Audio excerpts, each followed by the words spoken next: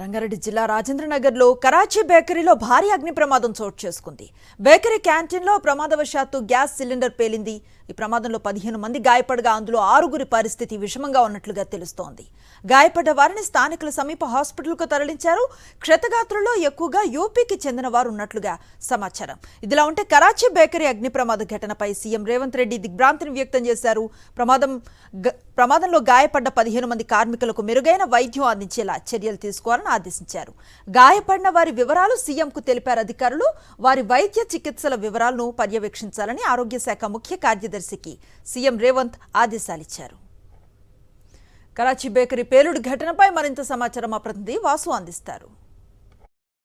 గగన్బాడ్ లో ఉన్నటువంటి Karachi bakery kitchen లో జరిగినటువంటి అగ్ని ప్రమాదానికి సంబంధించి దాదాపు 15 మంది గాయపడ్డారు. ఇక్కడ యాజమాన్యం నిర్లక్ష్యం చాలా స్పష్టంగా కనిపిస్తోంది. ప్రస్తుతం మనం చూస్తున్నాం కరాచీ వాహనాలకు సంబంధించి కూడా ఏదైతే ఆటో వాహనాలు కనిపిస్తున్నాయో ఇక్కడికి ఎలాంటి అంబులెన్స్ పిలవకుండా ఎలాంటి అధికారులకు వాళ్ళు సమాచారం ఇవ్వకుండా హుటాహుటిన ఇక్కడి నుంచి కార్మికులందరినీ కూడా ఇలాంటి ఆటోలో తరలించిన నేపథ్యం మనకు కనిపిస్తా ఉంది.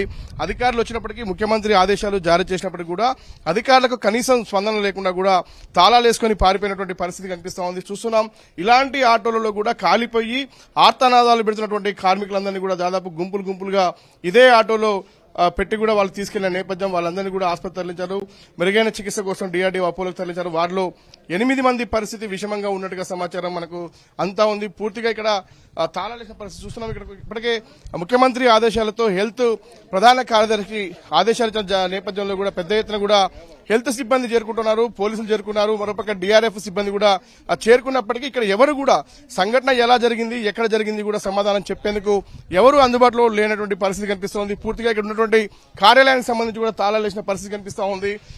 ప్రమాదానికి సంబంధించి కూడా ఆన్సర్ చేసేందుకు కూడా ఎవరు కూడా ఇక్కడ లేనటువంటి సంబంధం. వాటర్ ఉండాల్సిన బకెట్ లో కూడా విస్కే కూడా దానికే వాసు మాత్రమే మట్టి ఉన్న పరిస్థితి. పైన ఉన్నటువంటి నీళ్లు కూడా ఎక్కడో కనిపించిన పరిస్థితి. అంటే ప్రమాదం జరిగితే ఖచ్చితంగా ప్రాణాలు కోల్పోవాల్సిన పరిస్థితి. ఎందుకంటే బతుకుదెరువు కోసం వలసలుగా వచ్చినటువంటి యూపీ బీహార్ వాసులకు సంబంధించి దాదాపు 15 మంది గాయపడ్డారు. ఇక్కడ చూస్తే వందలాది సిలిండర్లకు సంబంధించినటువంటి గోదాం లెక్క ఉన్నటువంటి ఒక సిలిండర్ డంప్ మనకు కనిపిస్తా ఉంది. కమర్షియల్ సిలిండర్ సంబంధించి చాలా పెద్ద ఎత్తున భారీగా.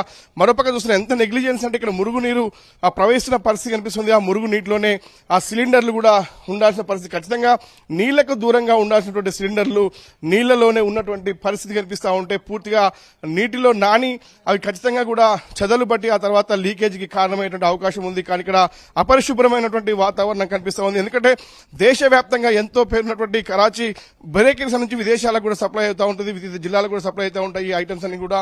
కానీ ఇక్కడ చూస్తే మాత్రం అపరిచితమైనటువంటి వాతావరణం, అపరిశుభ్రమైనటువంటి వాతావరణం కనిపిస్తా ఉంది. పూర్తిగా ఇక్కడ జరిగినటువంటి సంఘటన సంబంధించి కూడా మీడియా కవర్ చేయకుండా అధికారులకు విషయం తెలియకుండా హుటాహుటిన పారిపోయినటువంటి నేపథ్యం కనిపిస్తుంది. మరి చూద్దాం, సీసీ కెమెరా ఫుటేజ్ కూడా అధికారులు అయితే స్వాధీనం చేసుకుని పూర్తి స్థాయిలో దర్యాప్తు చేస్తే అసలు ఏం జరిగింది, ఎలా జరిగింది అన్న అంశానికి సంబంధించి కూడా తెలిసే అవకాశం ఉంది. ప్రస్తుతం అయితే సంఘటనా స్థలానికి సంబంధించి స్థానిక ఆర్జీఐ శంషాబాద్ పోలీసులు మాత్రం దర్యాప్తు చేస్తూ ఉన్నారు. కానీ డిఆర్ఎఫ్ సిబ్బందితో పాటు హెల్త్ సిబ్బందితో పాటు చాలా మంది పెద్ద ఎత్తున చేరుకున్నారు. వాళ్ళకి ఎవరు కూడా సమాధానం చెప్పేటువంటి వ్యక్తులు లేకపోవడంతో వాళ్ళంతా విరిదిగా దీనిపైన పూర్తి స్థాయి విచారణకు ఆదేశించాలని మాత్రం స్థానికులు డిమాండ్ చేస్తూ ఉన్నారు. రవిప్రసాద్ తో వాసుదేవ్ రెడ్డి, సాక్షి న్యూస్, హైదరాబాద్.